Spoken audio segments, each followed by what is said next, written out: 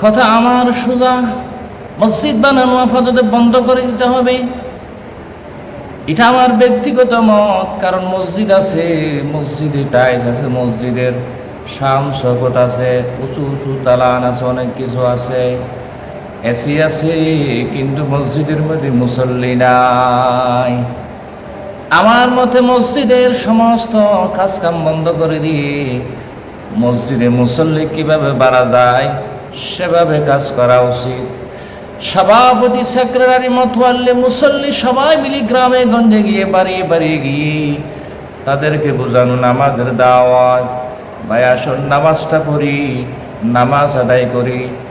নামাজই যদি না থাকে মসজিদ কি জন্য? সত্য কিনা বলেন?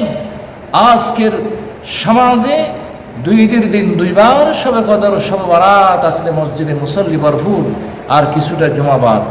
বাকি দিনগুলোতে মসজিদ খালি, মসজিদের কান্নার রোল পড়ে গেছে। মসজিদ এত টাইস কিসের জন্য? এত শান শওকত, এত কাজকর্ম, জাঁকজমকপূর্ণ আয়োজন কিসের জন্য যদি মুসল্লি না থাকে? এই মসজিদ তো হেদায়েতের কেন্দ্র, ঈমান আর আমল, এখানে আমল করার জায়গা, ঈমান শিক্ষা করার জায়গা। আজকে সেই মসজিদে মুসল্লি নাই। এই জন্য মসজিদের সমস্ত কাজকাম এগুলো বন্ধ করে দিয়ে মুসল্লি বাড়ানোর জন্য প্রত্যেকের প্রতি সবিনয় অনুরোধ জানাবো। এত বিশাল দালান, এত টাইলস, এত এসি, এত সৌন্দর্য, এগুলো বাদ দেন। ভাত দিয়ে সবাই ঘরে ঘরে গিয়ে মুসল্লিদেরকে দাওয়াত দেন নামাজের জন্য, যুবকদেরকে দাওয়াত দেন নামাজ মসজিদমুখী করার জন্য, বৃদ্ধদেরকে দাওয়াত দেন মসজিদমুখী করার জন্য, শিশুদেরকে দাওয়াত দেন মসজিদমুখী করার জন্য। প্রাণ চেষ্টা চালিয়ে যান, নাহলে সমাজ একদিন নাস্তিকার মোরতাদ বেঈমানের সমাজে পরিণত হবে, মসজিদ বিমুখ হয়ে যাবে। আসুন আমরা সকলেই মসজিদে মুসল্লি বাড়ানোর জন্য চেষ্টা করে থাকি। কি সমাজ, কি চির, আজকে কি হচ্ছে, ভবিষ্যতে কি হবে কল্পনা করতে পারবেন আপনি? কত সুন্দর সুন্দর পায়জামা, পাঞ্জাবি, ভরি ঈদের দিন আতর, সুরমা, টুপি লাগিয়ে মসজিদের আগের কাতারে বসে। ঈদ উল ফিতরের দিন বসে, তারপরের দিন থেকে মুসল্লি নাই, খালি। ঈদ উল আজহার দিন আসে, গরু কোরবানি দিবে, আল্লাহু আকবার, এরপরের দিন থেকে মুসল্লি নাই।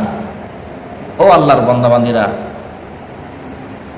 আল্লাহর বান্দাবান্দীরা, যুবক ভাইয়েরা, হাতে ধরে পায়ে ধরে বলছি, আসুন মসজিদ, আসুন মসজিদমুখী হন। আল্লাহর রহমত যদি পেতে চান, জান্নাত পেতে চান, পরকালে শান্তি পেতে চান, আপনাকে মসজিদে আসতে হবে। আপনাকে আসে মসজিদে নামাজ আদায় করতে হবে। 7 তালা, 6 তালা, 4 তালা বিল্ডিংয়ে ঘুমান, ফজরের নামাজে আপনি নাই। অনেক ভাইদেরকে বলা হবে ফজরের নামাজে আসেন না কেন? বলে দিই জমিদার তালা মেরে দিয়েছে। জমিদার নিজেও আসে না, বারাটিও আসার ব্যবস্থা করে নাই, থালাবদ্ধ করে দিয়েছে। মসজিদ আবাদ করবে কে ভাই? অমুসলিমরা মসজিদ আবাদ করবে? না না না, অমুসলিমরা মসজিদ দখল করে নিবে। খ্রিস্টানরা যেভাবে দখল করেছে, ভারতবর্ষের মধ্যে মুসলমানদের মসজিদকে হিন্দুরা রাম মন্দির আছে বলে দখল করে নিয়েছে, দেখেন নাই? তারা আবাদ করবে না, দখল করে নিবে, আবাদ করবে মুসলমানরা। আসুন আমরা সবাই মসজিদ আবাদ করি।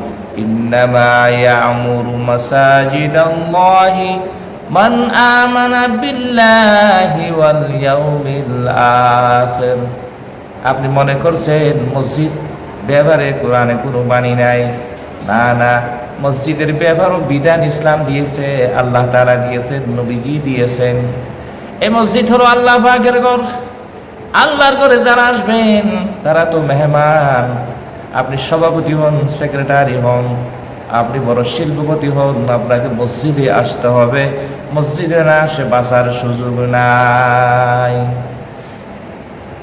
जन्नत में मकाफ न बनाते हैं नमाजी, मस्जिद में बड़े शौक से जाते हैं नमाजी।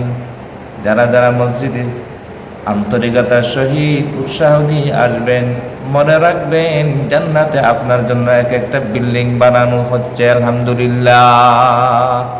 আসুন মসজিদমুখী হই, উন্নয়নের কাজ বন্ধ করে সমাজ থেকে প্রতিটি মুসলমানকে মসজিদমুখী করার জন্য সবাইকে দাওয়াত দিতে হবে।